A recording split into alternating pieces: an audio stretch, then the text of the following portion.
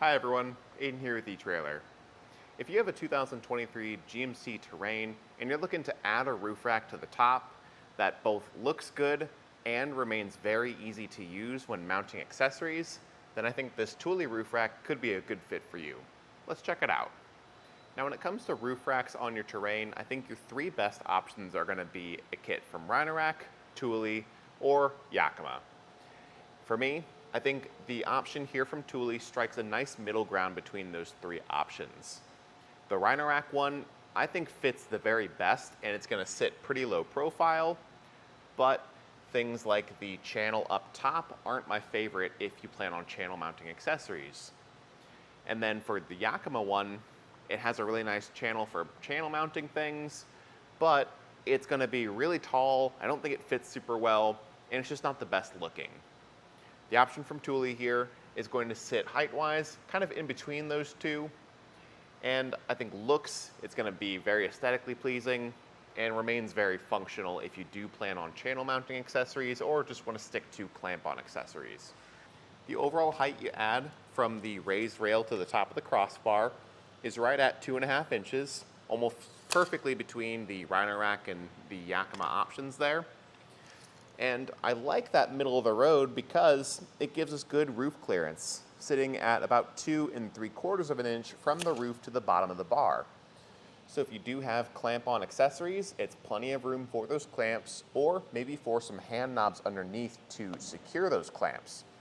It's going to be a little bit more tight quarters than that taller Yakima kit would be, but it's actually pretty reasonable here, and I don't think you'd ever really run into clearance issues. Taking a look at the kit overall though, that channel up top is really easy to access just by opening up the end cap and sliding your accessory in. That weather strip will prevent wind noise from making your ride annoying, and you don't have to trim that to length. It'll just conform around your accessory. It's really helpful if you want to get something close to the edge of the bars, making it easier to reach on the roof. Now for the tower underneath, you're going to have a really nice fit all around the edges. I don't think you'll get as strong a fit if you tried to put it on this front edge of the raised rails, but we've got plenty of room to make adjustments front to back on the main section on the roof here. And it does come with an end cap that kind of locks up. It's just a plastic core, but you will need something like a screwdriver or maybe a quarter to turn that properly. And that allows you to remove the cover and access the singular bolt that we need to use to tighten this all down. You could always swap this out for a lock core to make it more secure, but at the very least you do need something. You can't just take it out by hand if it's in the locked position, which I think is a win over options like the Yakima, where you could totally just pinch the cover and remove it. There's really nothing needed to secure it down. But when reviewing all three of the roof rack options that I've mentioned throughout this video, you really can't go wrong with any of them. Price-wise and feature-wise, you're going to get a really similar package with all three. I think what it really comes down to is maybe just some personal preference, and if you're looking for a good balance between features, ease of use, and looks, I personally think that the Thule is going to be the way to go.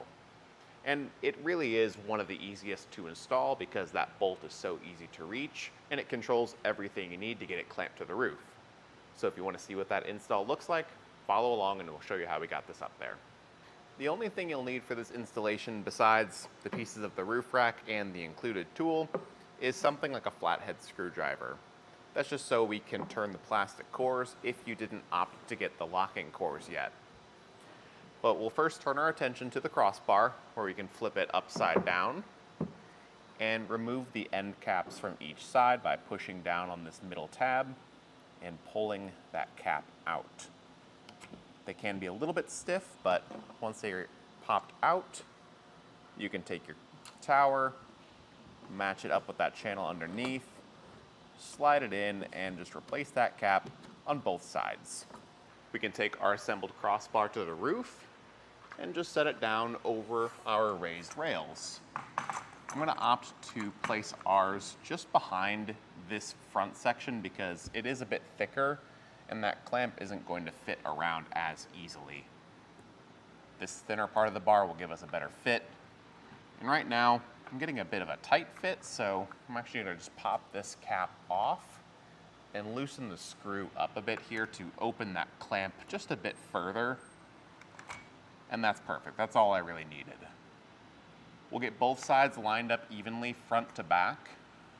And when we like the positioning and we've ensured our bars are parallel to one another, you can go back through and tighten these both down using the included tool, making sure to jump back and forth so that we tighten them down evenly. Once we get to the point though where we're starting to get fully tight, you'll hear a click from that included torque tool, letting us know that it's torqued down properly. We can then take those covers, pop them back into place, and use that flat-headed screwdriver to turn that plastic core to the lock position, preventing someone from taking this out. But from there, I like to just shake things and make sure that none of the clamps are loose and everything's tightened down properly and that I'm happy with the fit. Once you've done that, that's it. It's a pretty simple and quick installation, and it's a really easy way to add a roof rack to the top of your 2023 GMC Terrain. My name's Aiden, and thank you for watching.